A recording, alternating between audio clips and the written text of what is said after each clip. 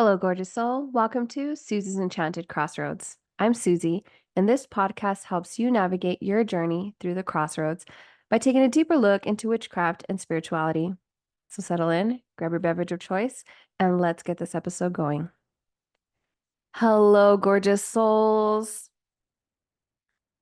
First off, how is Mercury retrograde treating you? Be honest, it's okay. Last night, it was the blue supermoon in Aquarius. How did that treat you? Wild, right? Fucking batshit crazy energy mixed with this Mercury retrograde in this Leo season. And I think like Saturn's some fucking retrograde. Like people are off their shit. Or is it just me? Is it just me? Because let me tell you, the day that I had today, this beautiful Mars day was something else. And remember, if I haven't told you already, and I don't think we've gone through the moon phases yet, I think I was kind of saving that one. Um, First off, if you are working with any of the moon phases, I they're amazing to work with. Not just the full moon, not just the new moon, those have the most popularity, but all the phases of the moon. And I will get to those because I am a moon girly. But the energy lasts, okay? So for some people, whether it's just life or whatnot, the energy from the moon can impact you. So that energy can linger for about 2 to 3 days after the initial peak of the full moon or new moon. And you can even start feeling it before its peak.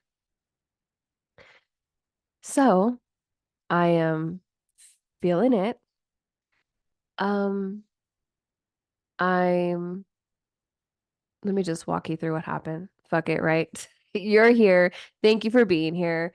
Let's let this shit out. Like let's air out. Let's air it out. So we are in Mercury retrograde. We're still currently in Leo season. We're starting to wind down, and then we're getting to Virgo season, my season. So I've already had a short fuse, and usually my patience, y'all, is so vast. I mean, if you're an educator, you kind of have to be. At any rate, today, Mars Day, I woke up a little spicy, and the traffic was a hot mess because I left my house literally like 7 minutes later. 7 minutes later than I usually do. There were some things that happened, and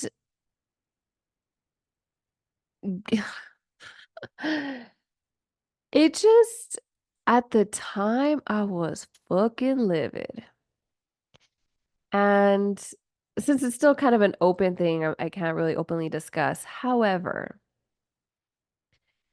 when I finally sat down after filing the reports, talking to the upper management, whatever, I had to remind myself to take my own mindful breath. I had to come back to my own Reiki principles. And what actually did help me is that I posted on my Instagram. So if you're hearing this as it drops, it should still be up.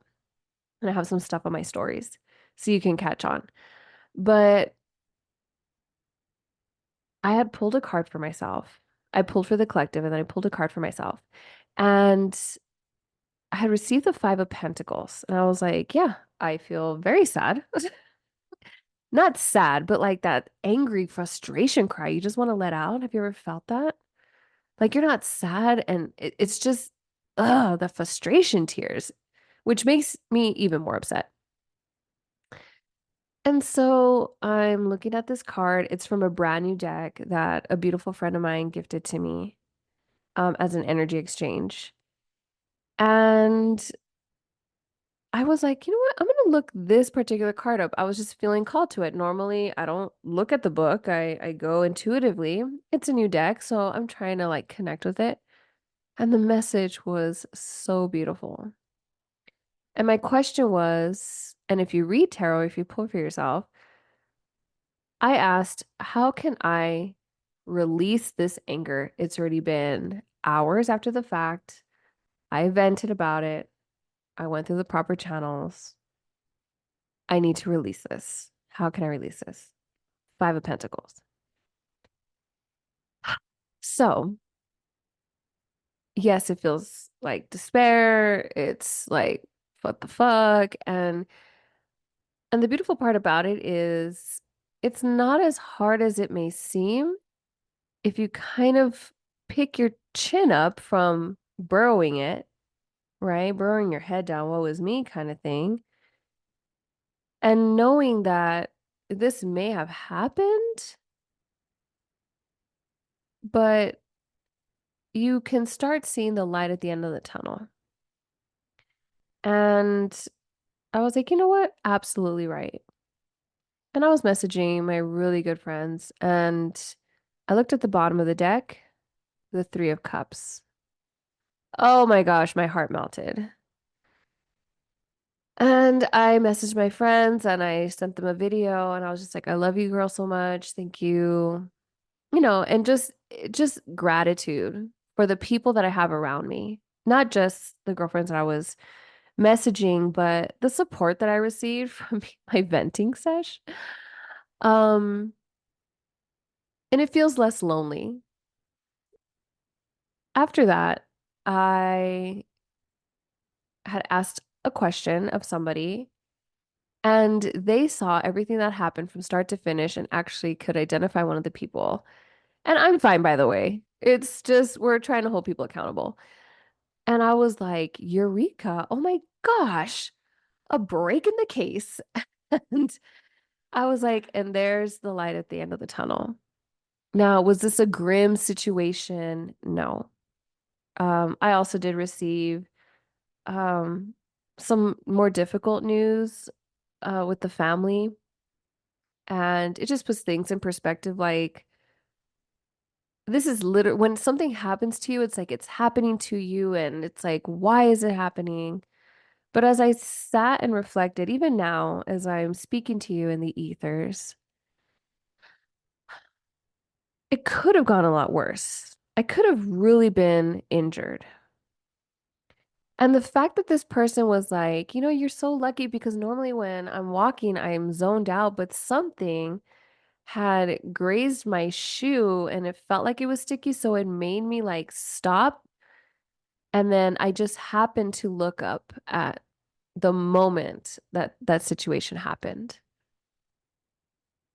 And I was like, wow, I was being looked out for. Even though it sucked, I still had, remnants all over my freaking clothes. And it just seemed like I can't believe this.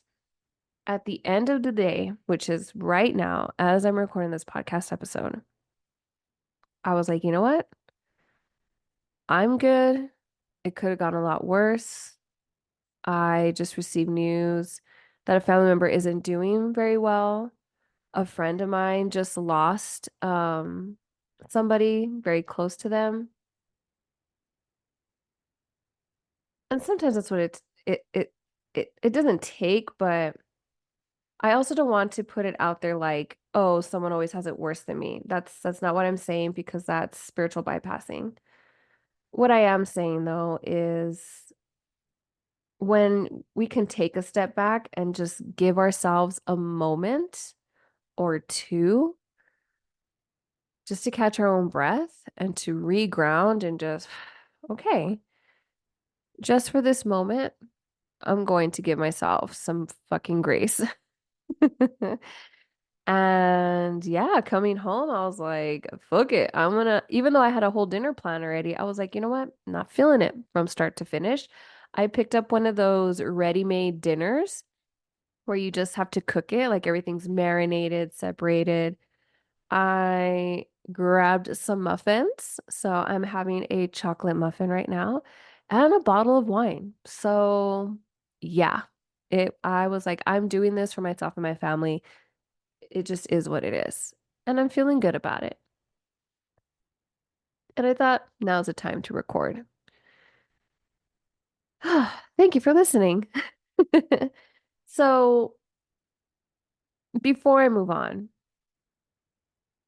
I am hosting a Reiki session and it's going to be monthly.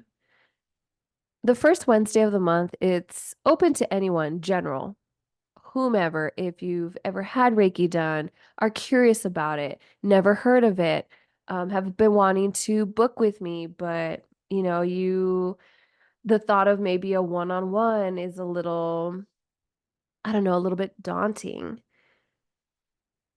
This Reiki, which is my restorative Reiki, gives you a sense of of deeper peace and balance and well-being, especially in our busy lives.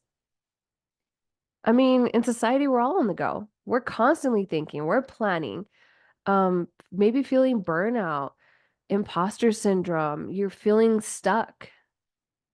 These sessions are designed to help you to take a breath, maybe welcome in some relaxation, reduce your stress, and support your overall wellness.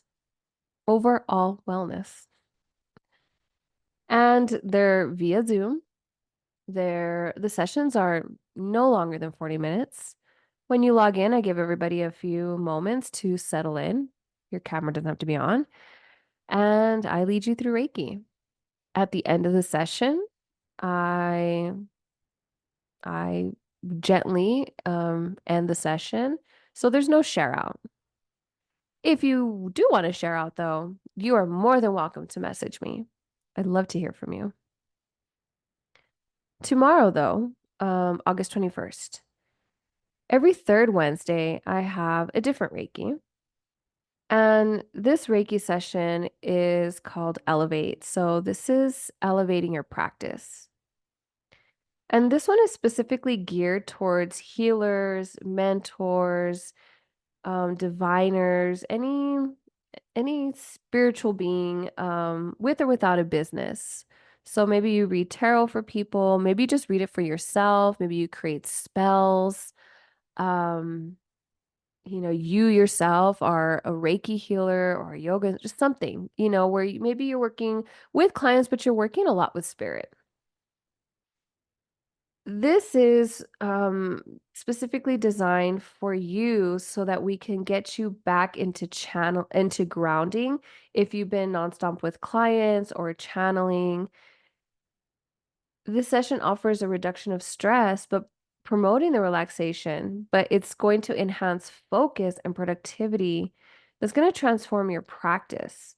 It's going to amplify the healing power, enhance your ability to support your clients or yourself as you are creating or doing divine work or dealing with clients, teaching. This is a great time to make sure that you fill your cup as you are pouring into others. So, Elevate Your Practice is going to be every third Wednesday of the month, and it is also via Zoom. Both Reiki sessions start at 7 p.m. Mountain Standard Time. So, if you are interested, there'll be some links below. If you are a spiritualist and you're like, dang, I wanna do both, I have both at a discounted price. So I bring that up, especially in this episode, because sometimes, if not all the time, we need to remember as we are pouring into others, it is very important to make sure that we ground also and that we rejuvenate ourselves.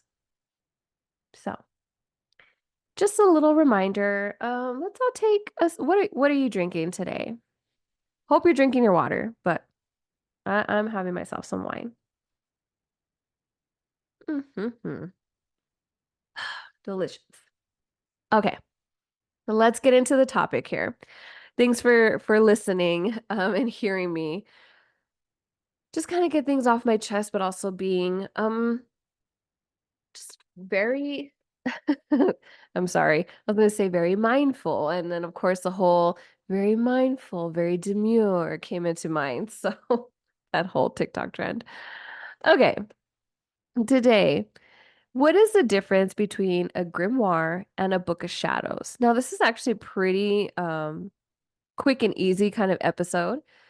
Um, so we don't have to get it's not like a big thing. I do want to remind you that this is your practice. So it's not like one thing has to mean this and the other. So whatever you resonate with. But Book of Shadows and a grimoire are similar but have their slight differences. So the I know that the Book of Shadows has been more of a recent term. Okay. I know it's been, I don't know about recent, but I mean, it hasn't been around for like time and time. Usually you hear about a grimoire. So when we look at a Book of Shadows and a grimoire, their similarities is that it surrounds magic. Okay. Now, when I was looking up some things, back when Wicca was predominantly organized through covens, each coven would have a book of shadows or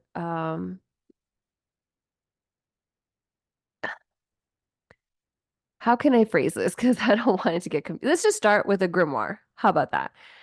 So your grimoire is it had been, established for that Wiccan practice, but it's not really associated with Wicca and Wiccan beliefs as maybe a Book of Shadows.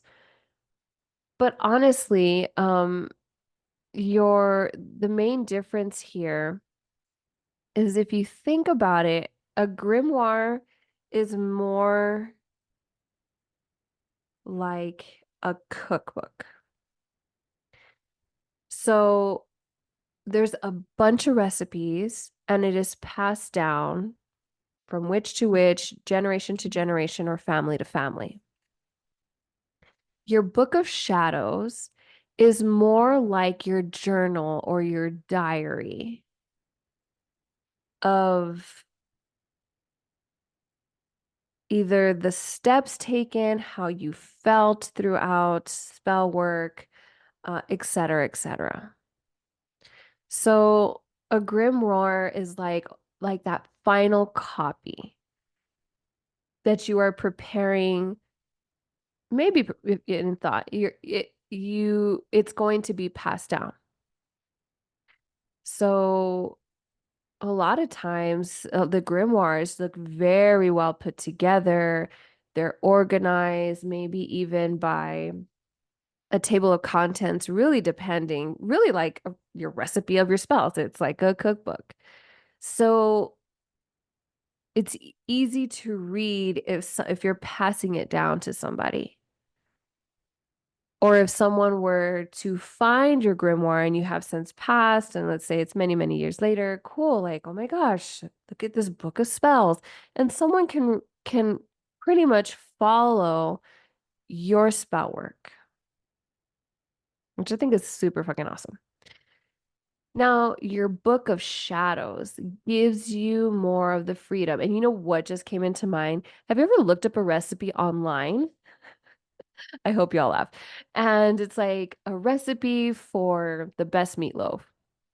And you're scrolling, right? And actually, I think some cookbooks do this also, but you're reading like this person's whole ass fucking story. And sometimes when you're in a pinch, I'm like, I just need the recipe, Barbara. And instead of you're getting the whole, it's been passed down since my grandma, great, great, great, and in the fields of whatever. So think of your book of shadows like that. And not to say you can't intermingle the other. I just literally said some cookbooks have that. And that's actually, in my opinion, Very helpful to have, especially if you're passing this down. Um, Recipe for cutting cords. Maybe having some footnotes. Remember, some cords are there for a purpose. Some cords are here to teach you the lessons that you need. Some cords can be broken. Be mindful of next steps or something like that. You know what I mean? So, because I had received this question, when I personally am putting things together in a candle spell, a spell jar, a freezer spell, whatnot, and even if it's something I've done before a million times, or maybe it's something brand spanking new that I'm trying out, I have like a working journal or notebook. I don't even want to call it a I don't even want to call it a book of shadows because it is sloppy. And not to say that your book of shadows can't be very raw. It can be, but my Virgo self doesn't let me. So I usually have just a random journal, notebook, pen and paper. And I jot down every crystal, like the day of the week, the time that I'm doing it, the date, summer, winter, whatnot, and my steps that I'm putting into it. All right, I'm in my kitchen, I cast in my circle. This is what download I received. These are the herbs that I'm using that I felt called to or that I researched, and with the crystals, this jar that I'm using, et cetera, putting it all together. How I felt in the process, things that came up in the process. It could be my bird was going crazy all of a sudden and then calmed down, or I was feeling, just so much energy within myself and then I had to reground.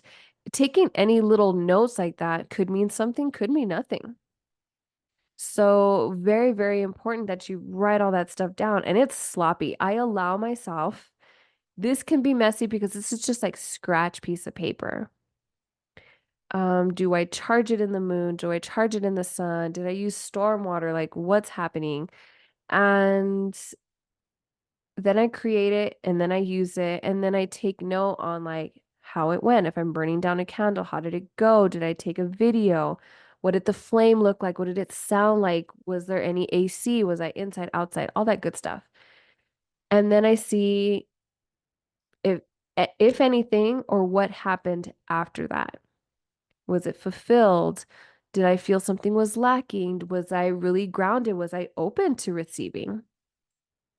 Then when I have all my scratch sheets of paper, then I go into my actual journal and I journal on it. And really kind of taking my chicken scratch and making it look a little bit more presentable. And then I can start really getting into this is what prompted it. Um, I had a really hard day. It was a Mars day, and I was really angry. I was really upset. So this is, I wanted to bring in healing. This is what I am doing. It can be so very helpful to have all of that. Once the spell is complete, then from there, I'm like, you know what? I can probably use this over and over again, or someone can benefit from this. So then I take literally just the recipe. We'll just call it a recipe. I take the recipe and then I put it in my grimoire. Now my grimoire is one where it's organized, it's nicely written. There's no scratches, like, oh, gotta scratch that out kind of thing. It is almost like professionally put together. Very organized. Whereas my journal is my journal. So in the future, if I'm like, shit, you know what? I'm having another fucking shitty day. I need to bring in peace and calm because I am heightened.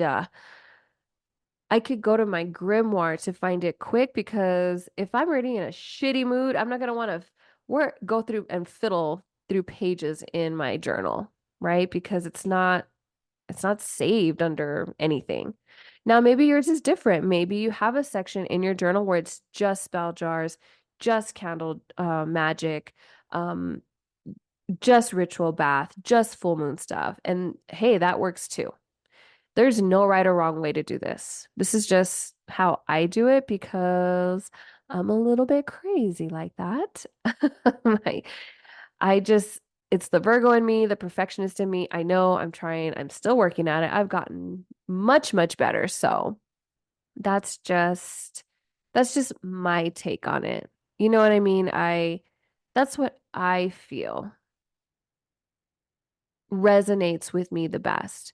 And maybe you don't want to have three separate things. Maybe you just have a book of shadows, and that's 100% okay. Maybe you have scratch sheets of paper and you're going to bypass all the journaling and you're just going to do a grimoire. As we're talking about grimoires,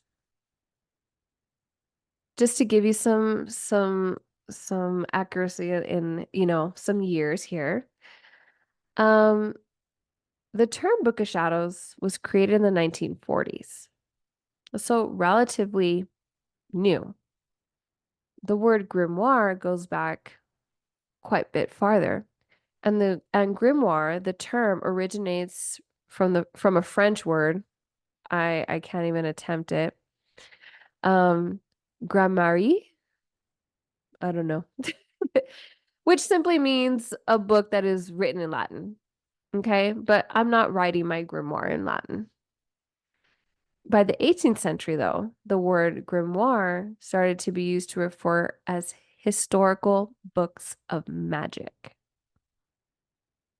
which I thought, hell yeah, I love that. Because then we start looking into the deep history about magic being written. And I mean, magic can be in quotes, if we see things as, scientific, right? But going through ancient magical writings, beautiful. I mean, if we look at ancient Egypt and reading hieroglyphics, the way that they would mummify people and getting them ready for the next life, the afterlife.